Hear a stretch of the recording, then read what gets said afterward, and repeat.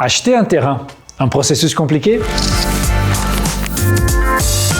Vous avez décidé d'acheter un terrain pour construire la maison des rêves, mais vous ne savez pas quelle est la procédure à suivre. Ne vous inquiétez pas, je vais vous guider. Tout d'abord, il est essentiel de vérifier la faisabilité.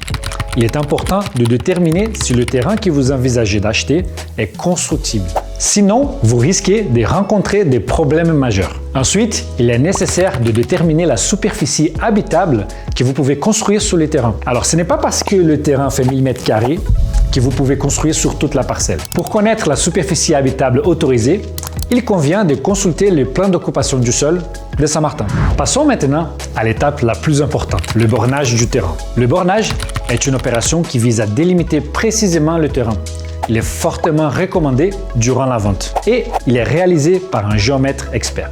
Ce dernier placera des bornes sur votre terrain pour matérialiser les limites séparatives. Ensuite, il établira un document d'arpentage où les limites du terrain seront clairement identifiées. Enfin, il fera une demande auprès du cadastre pour mettre à jour le bornage du terrain avant la signature définitive. Petite remarque, si vous souhaitez vous assurer que votre projet est réalisable, vous pouvez toujours inclure une condition suspensive d'obtention de permis dans votre offre d'achat. Ainsi, l'urbanisme pourrait confirmer si la construction que vous envisagez est réalisable.